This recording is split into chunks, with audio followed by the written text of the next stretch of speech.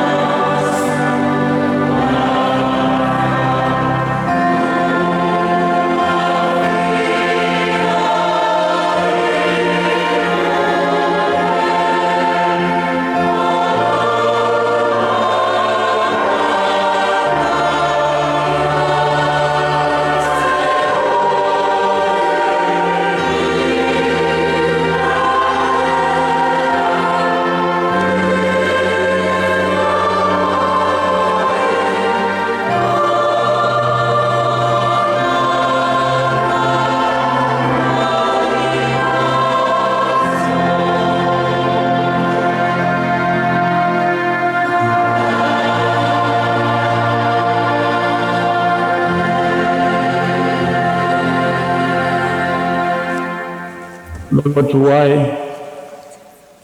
ua whanoanoa logo nganga I tonu I atea. Logo nganga se aia le mea o e whanoanoa ai. Ua atua tu wale foi oe I tonu I atea o isea. Ie whamoe moe I le atua. O loo olo tanga ia, ma loo atua. Tātou talo. O lau wala au le lie mo I mātou, o lau Ekalesia.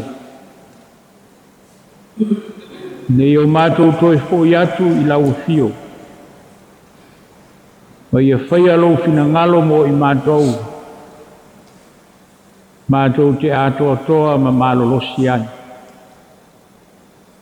A wawa e tai pea I mātou lau file mu mo lau saunga le mu.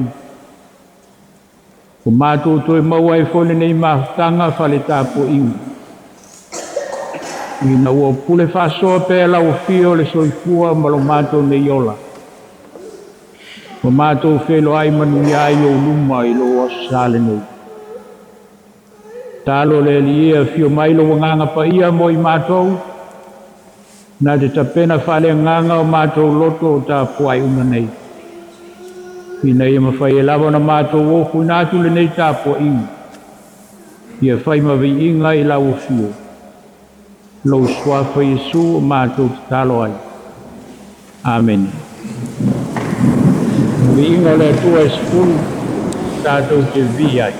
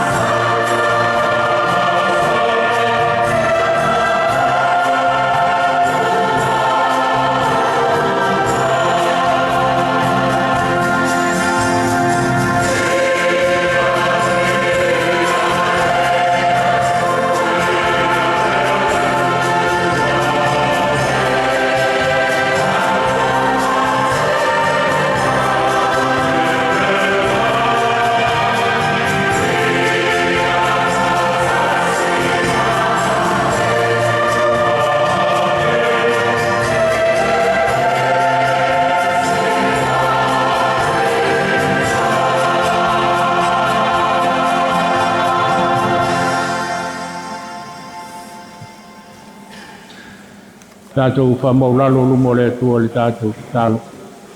Tātou ifo ma te talo i le atua. O mi inga e lau fio le alie.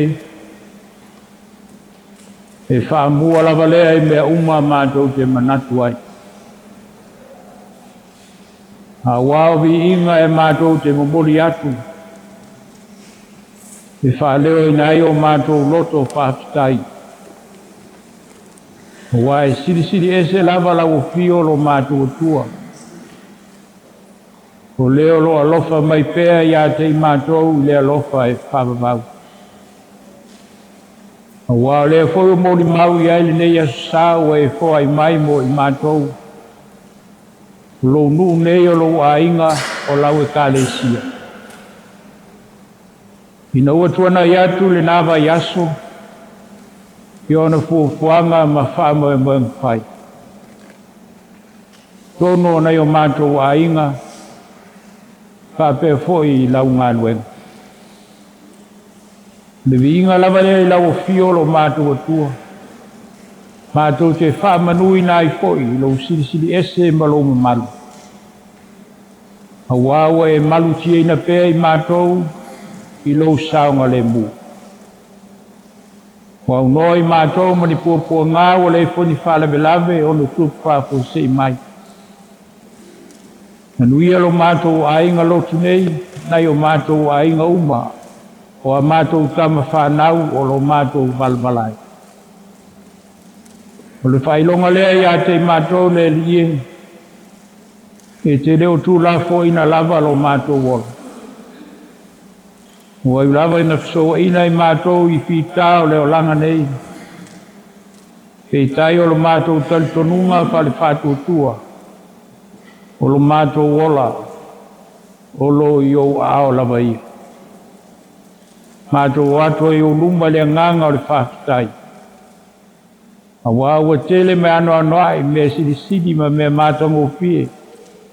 Lo e whaia pē lo mātou wola o lo le au nona mātou oli ma fia fiai. O le lava se mea mātou te mātiti vai. A wālo e tausi pē i mātou le ola i le tino nei. Ia e mai se foi lo mātou wola i lale nganga. Whaaftai le mori mau lau tala le lei mo i mātou. Peo na mātou whamanatuina i le nei vai tau o le tausanga. O lo fina ngalo alofa lava lea i o mātou te ngata. Ina i whapeo na mātou wola mi sāwa wali ai. Mātou whaaftai fo i le fisoa soani mai peo o lo wanganga. O lo mātou mālosi lilo lo tautorua ina i mātou. I fuafuanga ma mātou whaamo e moenga whai. Whaaftai ono Yesu lo mātou li whaola. O ia lava le tala le lei mo i mātou. O le nā fio ma nila lo langi ono i mātou. Na wofu ina mailo na soi fua pa ia. Na ia sao ni aile whaola tanga mo i mātou nei. Ia lau fio pēle vi inga le whaamanu le whanei tanga. A wao lo alofa o si lava lea. I tai le lie.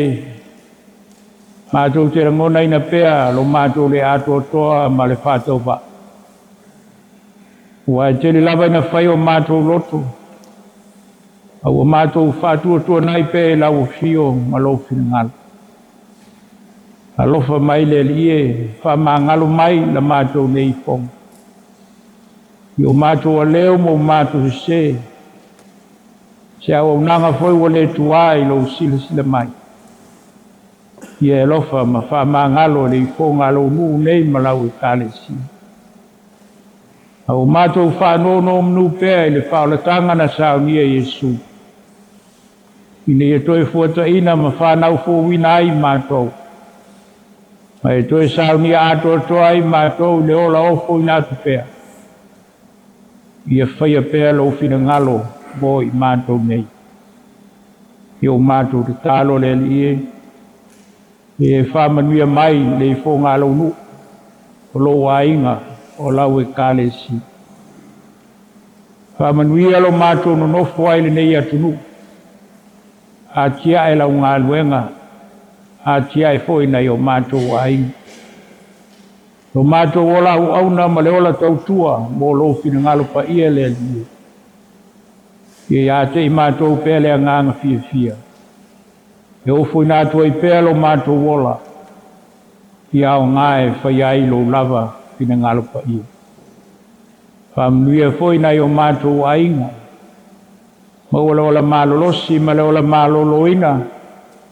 Au whenga iai fi au mga alwenga o le aso ma le aso. Mai se foi na ia mātou whanau ia lato au onga.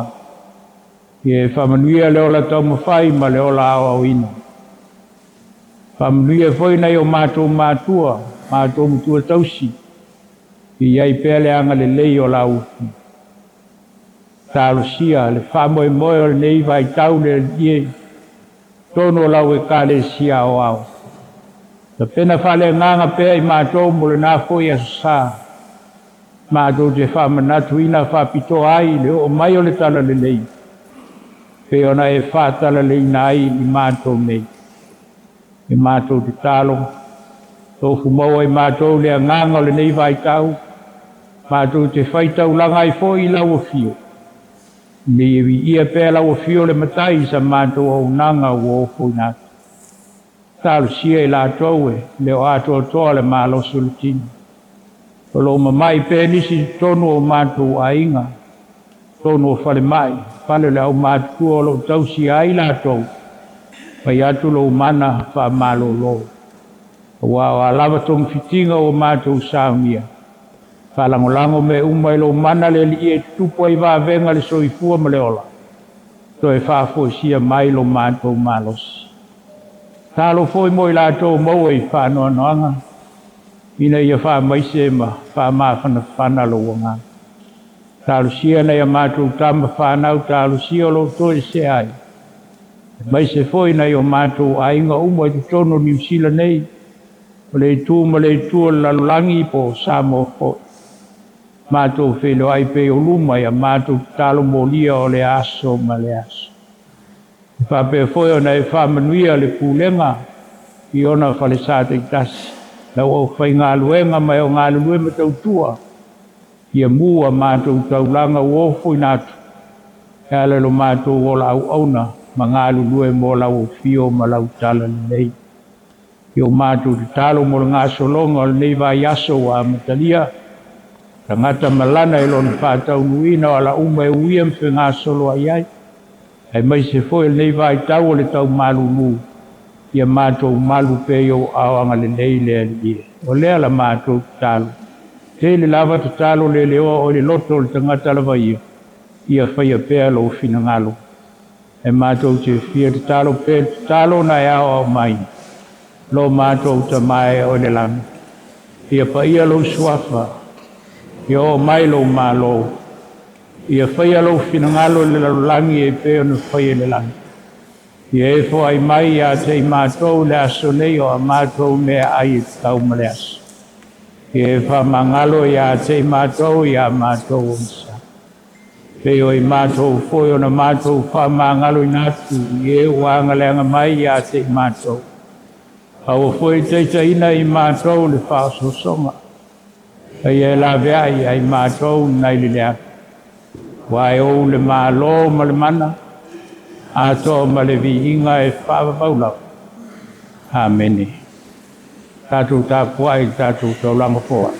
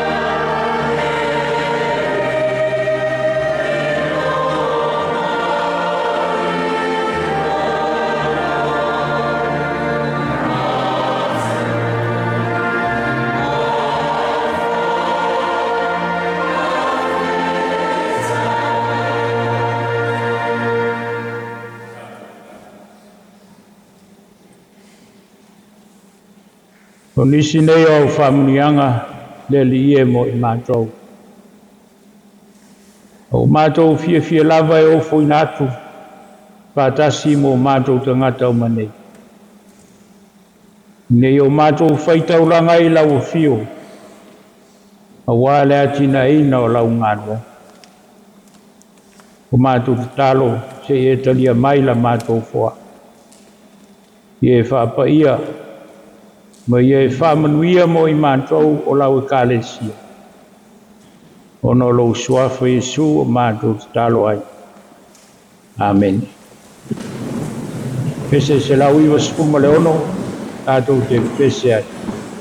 Se lau iwa spuma ono pese.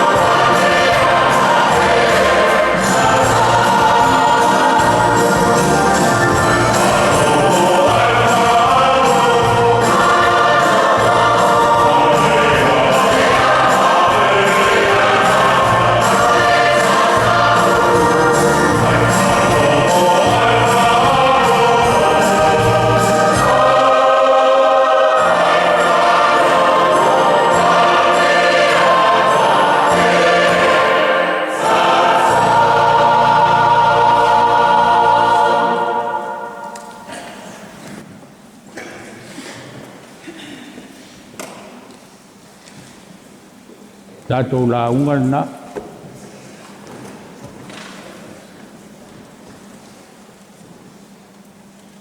Al whaitawina o tusi pa ia. Tusi whilwhilia mo nei fwoi a sā. Mai le whengenga fwou. Korinito e lua. Nona matau koe fitu. Tātou whaitawina. Te la whai. Mai le whau koe lua. E atu le whai unga le matau ku le whau koe sifunga le ono. Korinito e lua i lona matau koe fitu. O le whau koe lua. Mea whangata mai le sifunga le ono. Manatu Autū o nei asa Faanoanoaga faa-le-Atua. Faanoanoaga faa-le-Atua.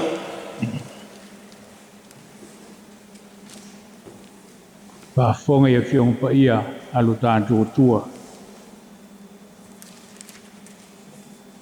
Ia whaavanoa mai o tō loto ia te mātou. Mātou te rei anga leanga atu I se tasi. Mātou te rei anga leanga ina se tasi. Mātou te rei olengia se tasi.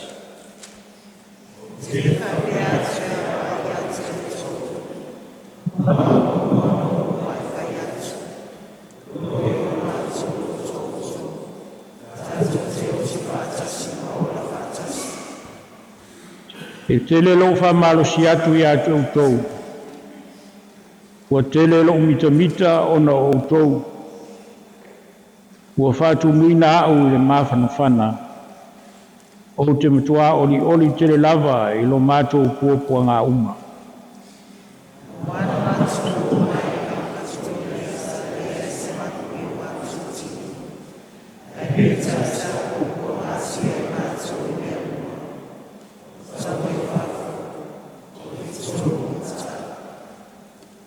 O le atua o le na te whaamawhanawhanaina ua whaamaulaloina. Na ia whaamawhanawhana mai a te mātou le o mai o tito.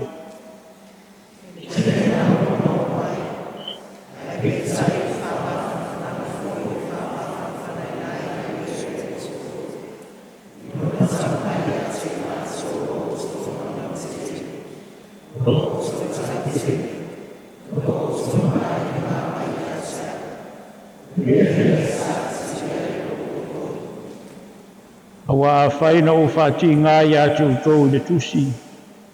O te le Samoa ai. Tui lava ina o Samoa ai. Wau o loa sa whāti ngā ina o tau le nei I le natusi. Na o sina I tu aso.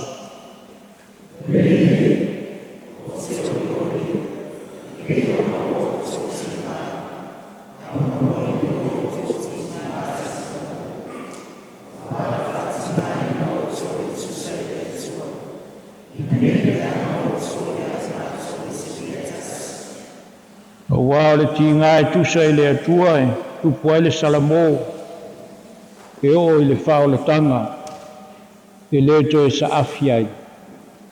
A le tīngā whalalolangi e tupua I le oti.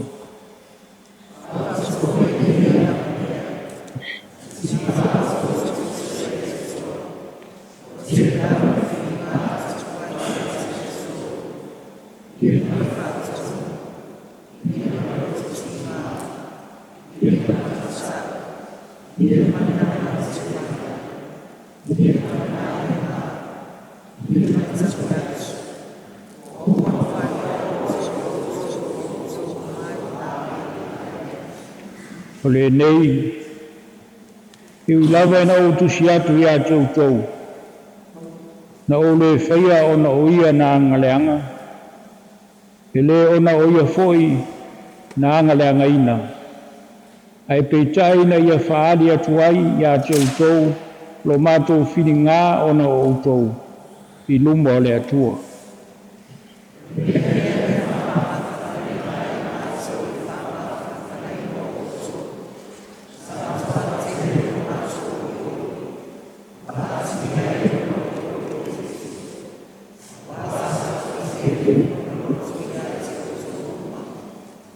Wa whaina o mita ia te ia I se mea ona outou.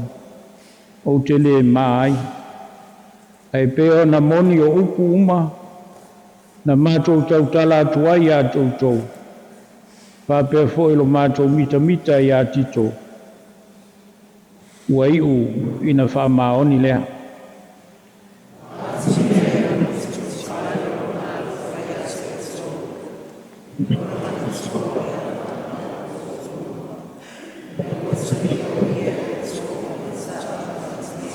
Veu pa sifulu ono.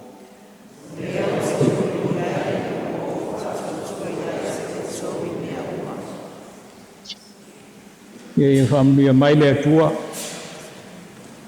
Tātou whaitau ma whalongolongo I nisi nei o ana whiong whaia.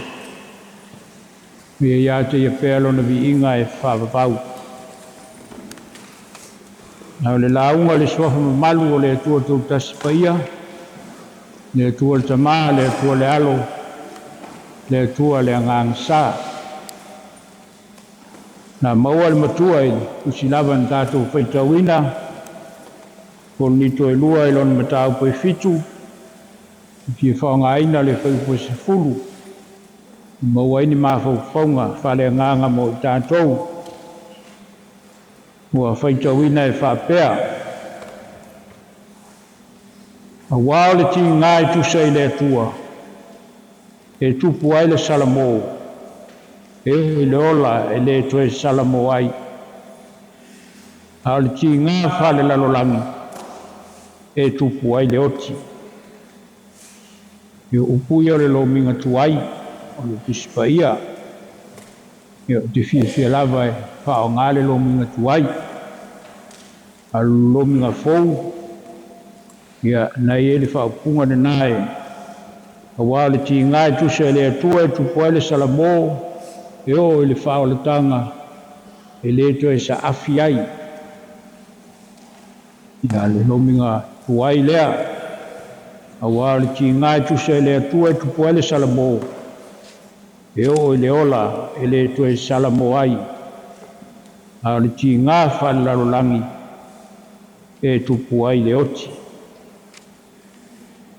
Ia, o le manatu autu o le nei aso sao. Faanoanoaga faa-le-Atua. Godly sorrow. Faanoanoaga faa-le-Atua. Sante nei sa sau atu ai lea o malua e. Tau whamatala le tusi e lua lea Paulo. Ia Korinito. Ia whaisa mai tau le tātou le. Le ngā solonga mai.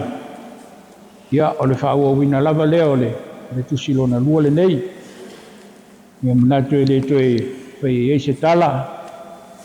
Ala tau mawhai e. Oto lava whale au lotu whale Ekalesia. Nei mwhai ona whaingofia ona tātou malamla mai. Ia pe ona tāua nawa I aso. Tusi Ekalesia Korinito ono. Ekalesia o lo tamau ainga tele nawa I taimi. Tau iei whatau inga lalolangi. Lon tamau ainga whasoa. Tele ngata o le tamau ainga whasoa atu.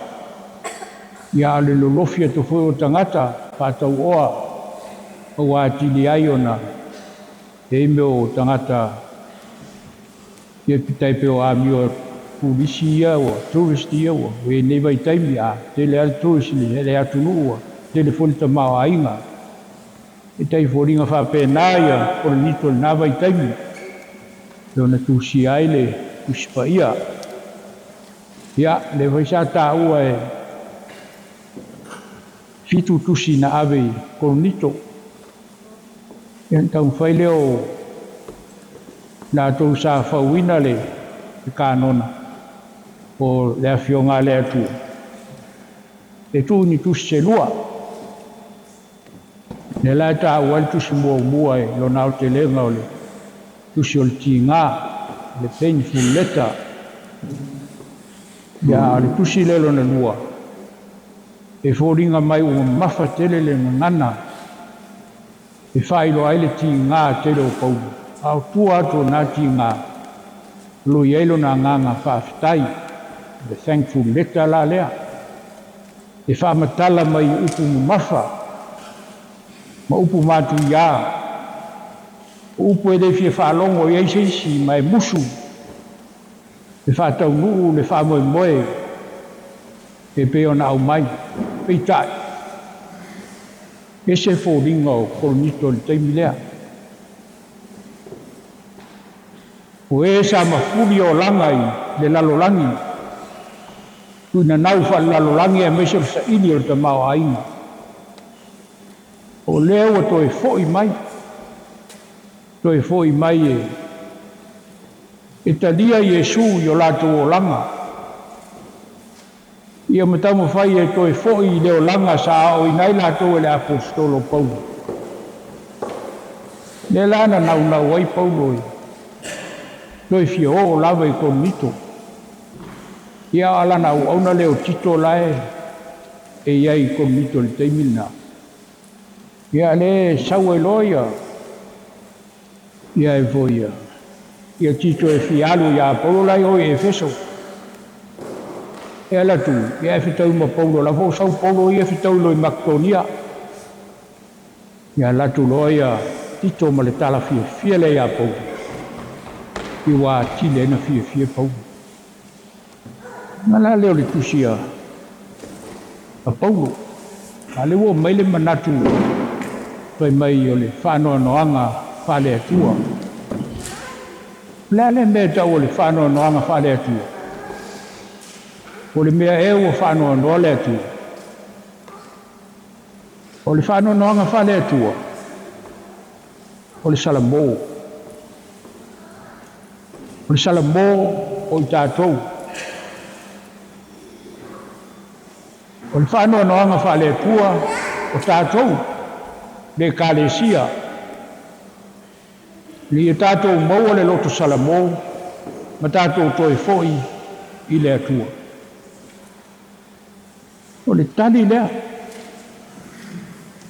O le tali lea o leo nau mai e le apostolo. Ine ia amata mea le salamo i o langa tangata. O na moni lea ma whaamaoni. Te toi foi e atia e le Ekalesia. E waisau tā ua taluai. O le salamo le mea alofa le atua i tangata. Mai tau le i tātou me ia. Salamo le mea alofa le atua i le tangata. A wā ia te oe lo le salamo. Uma whai ona e whaamangalo atu. Mea alofa le ana alai ona fōai me le atua e salamo. E peo na tātou whaalongolongo ai upito mua. Leo tala noa ele whaisalamo ia te ia lava. Lua ngā ngai le ameu e whaanoanoa ai. Lua ngā ngai le ameu e ato atu vale ai. O le tali ia e fōi le atu. Salamo ma fōi le atua. Pape nale a nganga leo le apostolo. O tātou whaalongo i aile nei tae au. I lona manatu ao lo whapea mai. Ola i le alofa tū noa o le atua. O le i unga lea. O le tangata e maua le salamo. E ola i le alofa tū noa o le atua. Le winga e le lanu mumu lea e. Na sane o mumu, ia, o lava ia o te mumu atu. A le lanu na o le aso nei. Lanu mumu o lo whamatala ai, le alofa tū noa o le atu. Te aso sālu manai, le pae, ma le mumu. O le tala lava le tasi. Bifo ringa mai ua, au mai o se fe au whale tala le lei, mo i tātou, e whai mā tātou tala le lei. E whai foi mā tātou taulanga. Le whamoe moe tū tasi lea o le apostolo. Ua tigā ono outou ono le tusi na tusi natu ia te outou. Upu ma mafa, upu e whaaita ele loto le tangata. Ao tu atu le nama mafa, olo iai le alofa, o le atua. E senga mai, me koe masa ni tātou, mātua e. Au ai le whanau, e me lena leo leo ali tina. Wa ipu ta e, lea uni tai se ipu. Yo. O le unga leo leo a, o lo iai te tonu, se mea le lei. Ma penale nga ngana leo o whao ngai pauko, ilana tusilo na lua lea. Ao tua atu. O lo iai lo na fia ina o saule tala, toi foi tangata. Toi foi tangata e ati hae le Ekalesia. I whono ta ua, so se tusi lava e sau, tātou foi lea Cannon Street. Tātou leo Korinito le foi a sa. Awa o mea umai te tupu i Korinito, le foi tupu i a tātou. E le taimi, tātou teo mai, e foi le taimi, tātou toi foi ai. Iau whaalonga nafi whai mai ua. O tumu atou pese a nafi. Se mea ua ese o tumu pese a nafi. Ia. Ala me le tumu isi asu. O winga ia whakonito le ava avau ele apostolo. Aisea, ho i mai i le atu. Le winga le salamo le fo i le atua. Ma fai le fina ngalo le atu. Tato maua leo lana mea alofa lea. O le alofa e whaavavau. O le alofa tu noa o le atua. O le unga leo tangata na te maua le salamo. Na te maua le alofa tu noa o le atua i lona o langa. Sa fia i ole. O le nei aso saha.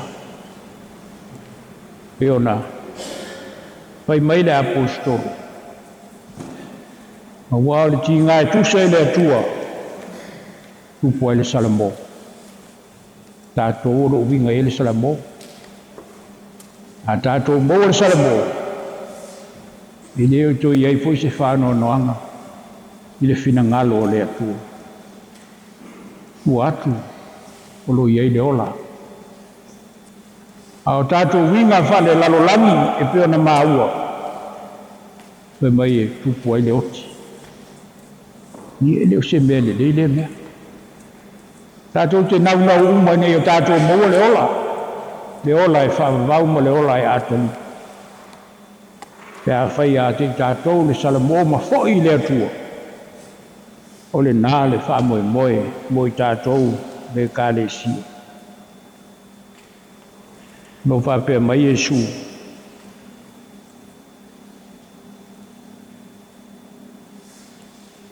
A muia e roto maulalo.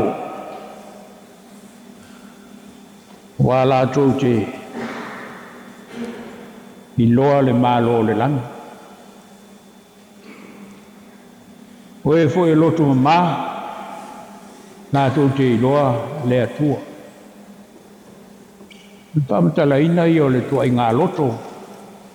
Pea au ina salamo le loto le tangata. Nā te iloa le langi. Nā te iloa foi le atua. Mea e tala noa le whaisalamu lo nā nganga.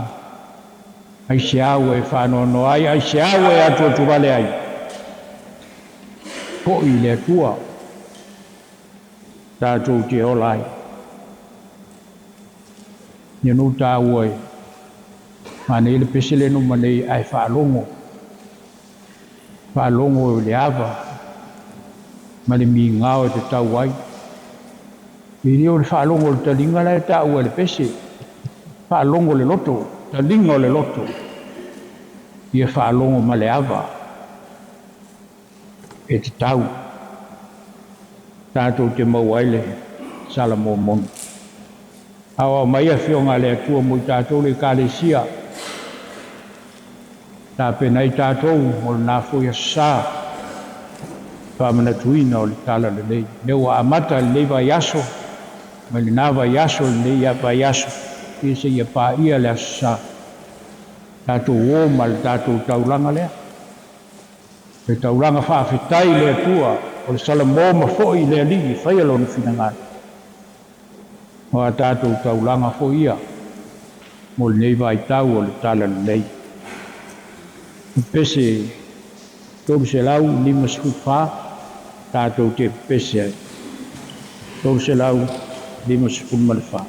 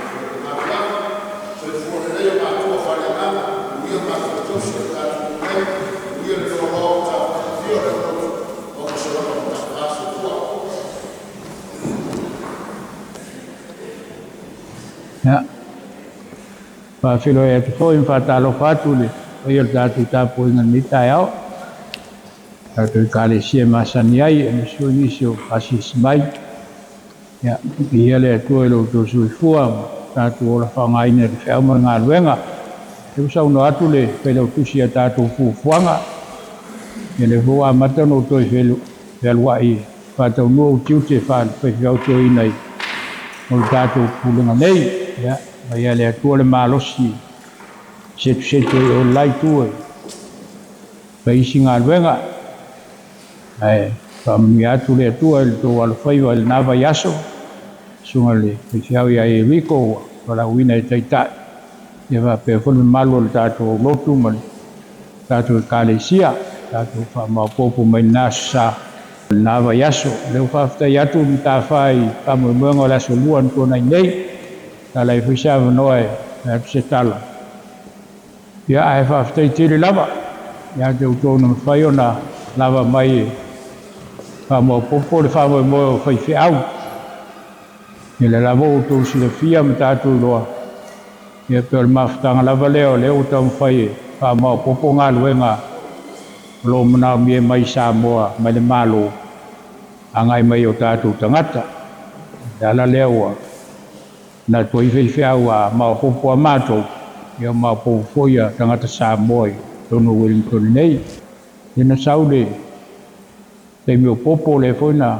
alo ia na sauia le asi ia toi whamawai ma le asi ia le fua saua whamasang ia le whamoe lava na e tasi e mo le toi le whaftaiti le lava ia te utou e mese le whanau ngā luenga o mwhai o na whaia ia saunia pe tātou mo ngā soronga lumnai whiau ngā luenga whaftai ngā luenga umo lea sa ia pei foi le au asafo e te pesi ia saunia tātou o le lanu na le vaso lea pai mumu vaso lea le nganga namu i foi le saunia tu suma ia i riko mo le whamoe tātou whai talo